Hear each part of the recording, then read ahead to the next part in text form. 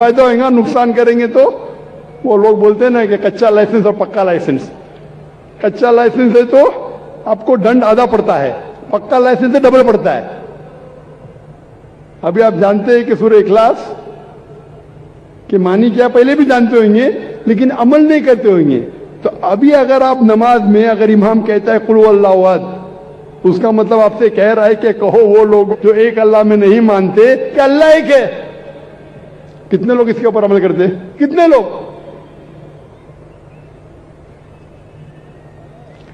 एक आपका एक मुलाजिम है,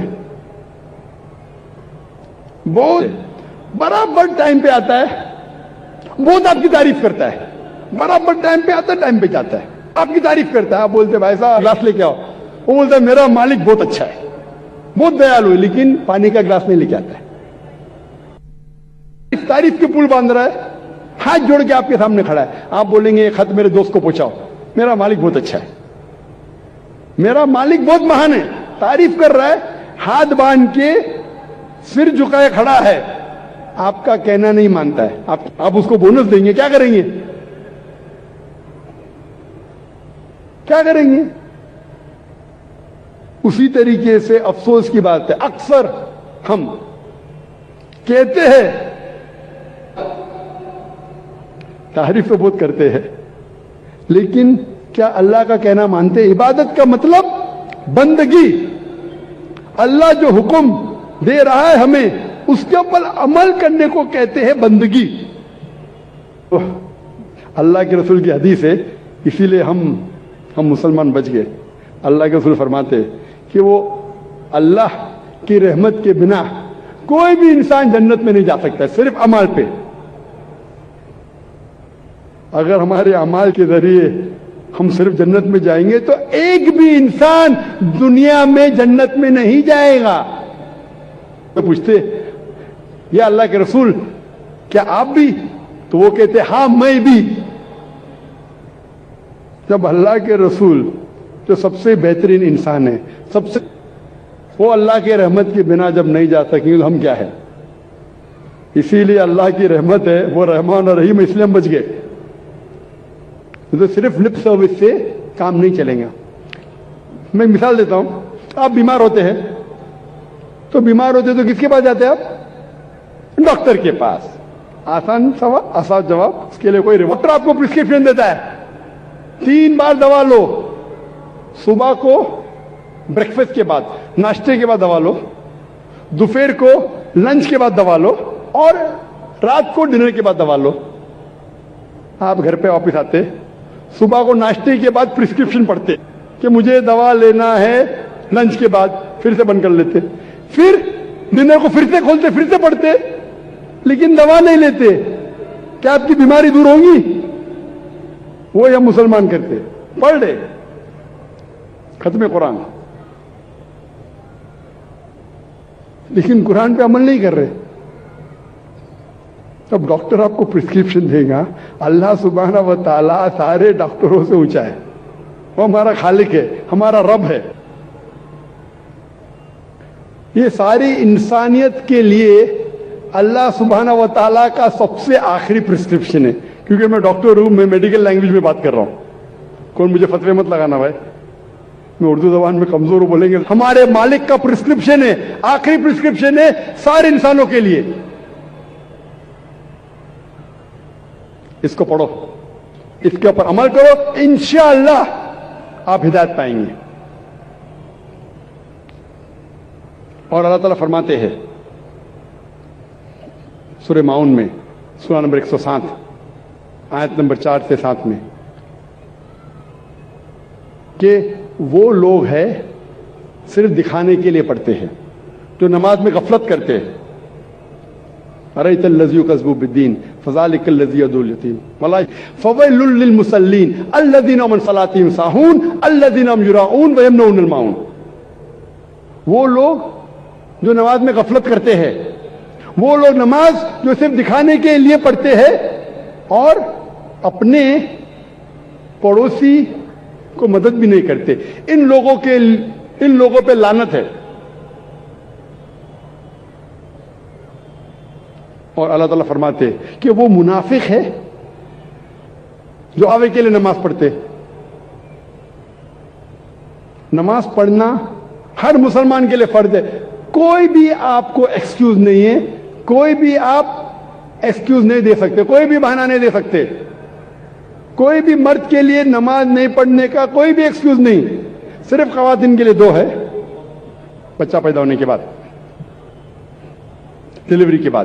یہ 2 کے علاوہ کوئی بھی انسان, چاہے مرد عورت, جب بالغ ہو جاتا ہے پڑھنے کی اجازت نہیں ہے. کوئی بھی بہانہ نہیں چلے گا, کوئی بھی بہانہ نہیں, فرض ہے. اللہ تعالیٰ نے کئی راستے دکھائے. اللہ تعالیٰ فرماتے ہیں سورہ مائدہ میں سورہ نمبر 5 آیت نمبر 6 اور سورہ نساء سورہ نمبر 4 آیت نمبر 43 نہیں ہے تو اپنا ہاتھ مٹی پہ ڈالو اور تیمم کرو. اگر وضو کرنے کے لیے پانی نہیں, تیمم کی اجازت ہے. مٹی پہ ہاتھ ڈالو, منہ پہ ہاتھ پھیرو, ہاتھ پہ وضو ہو گئی. آپ بہانہ نہیں کر سکتے کہ پانی نہیں اس لیے میں نماز نہیں پڑھ سکتا ہوں. پانی نہیں تو تیمم کرو, نماز پڑھنا. اکثر ہم دیکھتے ہیں, میں کہتا ہوں میرے مسلمان بھائی سے, بھائی صاحب نماز پڑھو. نہیں میں وضو میں نہیں ہوں. ارے وضو میں نہیں تو وضو کرو. نہیں وہ کیا ہے, میں جا رہا تھا نا تو وہ سڑک پہ چھینٹے پڑے تو میری قمیض گندی ہو گئی. ارے گندی ہو گئی تو دھو. بہانے بناتے. پوچھیں گے نہیں ذرا میری حالت صحیح نہیں ہے اس لیے نماز نہیں پڑھنا چاہتا ہوں. وضو نہیں تو وضو کرو. اگر نہانے کا تو نہاؤ لیکن نماز پڑھو. اس معاملے پہ ایک شاعری آپ میں پیش کروں گا, غلطی ہو تو معاف کرنا.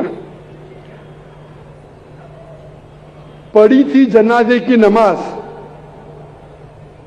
پڑھی تھی میری نمازیں کی, پڑھی تھی میری بھی اوروں نے, پڑھی تھی میری نماز جنازہ بھی اوروں نے, پڑھی تھی میرے نماز جنازہ بھی اوروں نے. مرے تھے جن کے لیے وہ وضو کرے رہ گئے. جس کے لیے ہم محنت کرتے ہیں وہ اپنے وضو کے اندر رہ گئے, نماز کے لیے نہیں آئے. یہ شاعر نے کہا تھا وہ لوگ کے لیے جو اس سے بڑا احسان فراموش کون ہو سکتا ہے, جو اللہ نے ہمیں اتنی عزت دی, ہمیں اتنے نعمتیں دی اور ہم اس کا شکر ادا نہیں کرتے, نماز بھی نہیں پڑھتے, بہانے نکالتے. اللہ تعالیٰ فرماتے سورہ نساء میں سورہ نمبر 4 آیت نمبر 101 میں کہ اگر آپ سفر کر رہے تو نماز کم کر سکتے, آپ قصر کر سکتے. اگر آپ سفر کر رہے ہیں تو ظہر, عصر اور عشاء کے 4 رکعت آپ 2 رکعت کر سکتے. اللہ نے آپ کو جب آپ سفر کر رہے آپ آدھی کر سکتے, 4 رکعت کو 2 رکعت کر سکتے. اللہ تعالیٰ فرماتے سورہ نساء میں سورہ نمبر 4 آیت نمبر 102 میں کہ اگر جنگ کی حالت میں آپ ہے, اللہ کے رسول سے فرماتے اللہ پھر بھی نماز پڑھو. آپ ایک گروہ کو لو اور اپنے ہتھیار کے ساتھ نماز پڑھو اور دوسرے گروہ کو احتیاط برتنے کے لیے رکھو. آپ کی نماز جب پوری ہو جائیں گی تو پہلی گروہ گارڈ کرے اور دوسری, وہاں بھی نماز کو چھوڑنے کی اجازت نہیں ہے. آپ کی جان خطرے میں ہے, نماز کا وقت ہو گیا, آپ نہیں کہہ سکتے ارے بھائی میں جہاد کر رہا ہوں, لڑ رہا ہوں, ابھی کیا نماز پڑھوں. جہاد کی حالت میں بھی نماز پڑھے ہتھیار کے ساتھ, دوسرا گروہ دیکھ بھال کرے کہ کوئی دشمن ہم پہ حملہ نہ کرے. پہلا گروہ نماز پڑھ کے فارغ ہو جائے گا, دوسرا گروہ نماز پڑھے اور پہلا گروہ دیکھ بھال کرے کہ کوئی حملہ نہ کرے. اگر آپ کو ہتھیار اٹھانے کو مشکل ہے آپ کو, شاید دشمن آپ پہ حملہ کرے. جنگ کی حالت میں جب نماز ترک کرنے کی اجازت نہیں ہے, نماز چھوڑنے کی اجازت ہو سکتے, کوئی بھی بہانہ نہیں چڑھے گا نماز نہیں پڑھنے کے لیے.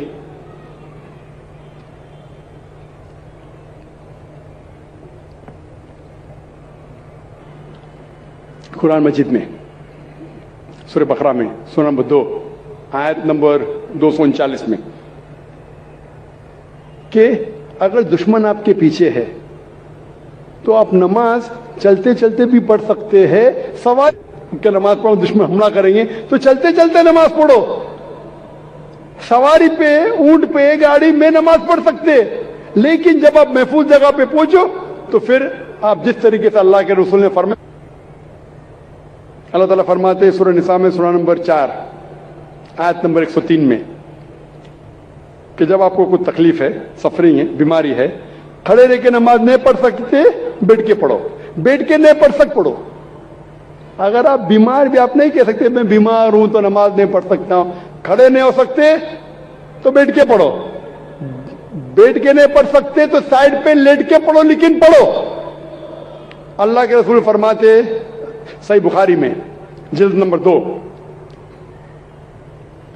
حدیث نمبر 218 میں ایک شخص جس کو ہیمورائڈ ہوتا ہے، پائلز ہوتا ہے، وہ آتا اللہ کے رسول کے پاس کہ اگر آپ نماز کھڑے ہو کے نہیں پڑھ سکتے تو بیٹھ کے پڑھو، بیٹھ کے نہیں پڑھ سکتے تو کم از کم سائڈ پر. اللہ پھر سے پیغام دہراتے سورہ ال عمران میں سورہ نمبر 3 آیت نمبر 151 آیت نمبر 191 میں کہ آپ اللہ کو یاد کرو. نماز نہیں پڑھنے کا کوئی بھی بہانہ نہیں چلے گا، نماز پڑھنا فرض ہے.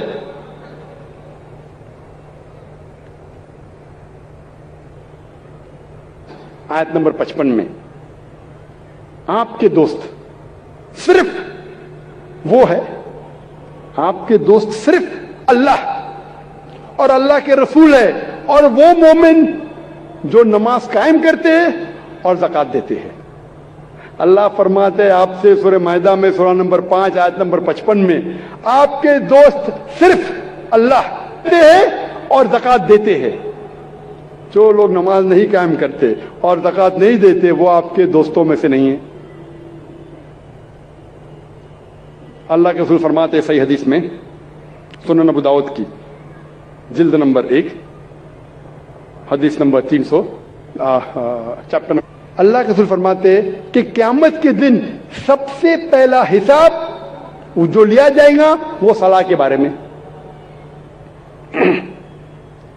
سب سے پہلا حساب کتاب جو ہوگا قیامت کے دن پہ وہ ہے صلاح کے بارے میں. اللہ کے رسول فرماتے ہیں صحیح مسلم میں جلد نمبر 1 کتاب الایمان چیپٹر نمبر 36 حدیث نمبر 146 146 اللہ کے رسول فرماتے کہ مومن اور کافر کے درمیان، ایمان اور کفر کے درمیان جو فرق ہے وہ صلاح ہے. میں صلاح فرق ہے مومن اور کافر کے درمیان. یہ پیغام پھر سے دہرایا گیا ہے صحیح حدیث میں سنن ابو داؤد جلد نمبر 3 حدیث نمبر 4661 4661 کہ اللہ کے رسول فرماتے کہ کافر اور مومن کے درمیان فرق، اس کا مطلب وہ کہ اللہ کے رسول کہہ رہے ہیں جو انسان صلاح نہیں قائم کرتا، نماز نہیں پڑھتا، وہ کافر جیسا ہے. جو دعا ابراہیم علیہ السلام کی ہے، اس دعا کے پہلے میں اور ایک آیت کہوں گا. اللہ تعالیٰ فرماتے سورہ مدثر میں،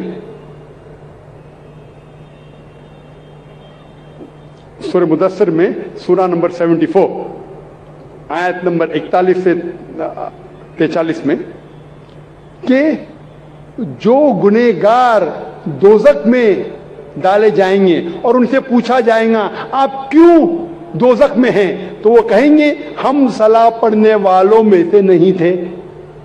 ابراہیم علیہ السلام دعا کرتے ہیں سورہ ابراہیم میں سورہ نمبر 14 آیت نمبر 40 میں، اے میرے رب مجھے صلاح قائم کرنے والا بنا اور میرے بچوں کو بھی صلاح والا بنا.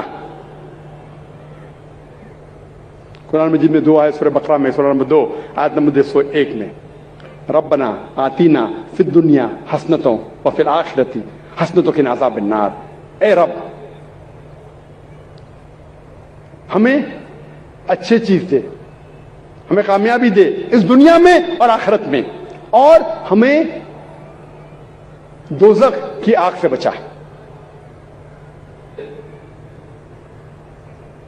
اور قرآن کی آیت تلاوت کرنے کے پہلے میں پھر سے ایک شاعری کہوں گا.